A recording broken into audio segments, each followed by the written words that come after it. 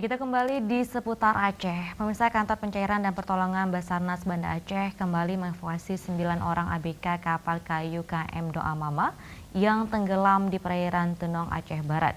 Kapal kayu tersebut diduga kelebihan muatan ikan dan seluruh ABK selamat dievakuasi ke daratan oleh tim SAR Gabungan Pos SAR Melabuh.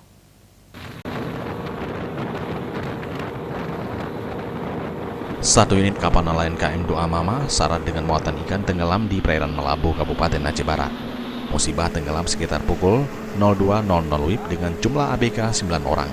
Pada saat tenggelam, seluruh ABK bisa menyelamatkan diri. 2 ABK diantaranya menyelamatkan diri dengan menggunakan sampah kecil yang kemudian menumpang ke bot nelayan lain untuk mencari bantuan ke darat.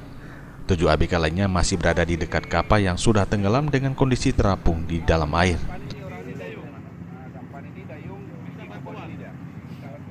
Basarnas Banda Aceh memerintahkan tim rescue gabungan Pos SAR Melabuh untuk mengevakuasi korban yang masih berada di kapal.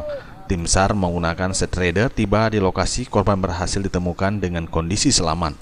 Seluruh korban segera dievakuasi ke daratan. Menuju lokasi sekitar 30 mil dari Kuala Melabuh bersama TNI, Polri, Pemda dan unsur lainnya untuk mengevakuasi. Kemudian memakan waktu perjalanan 50 menit. Setelah kita evakuasi ke-7 korban, kita kembali ke Kuala Melabuh sekitar pukul 17.15.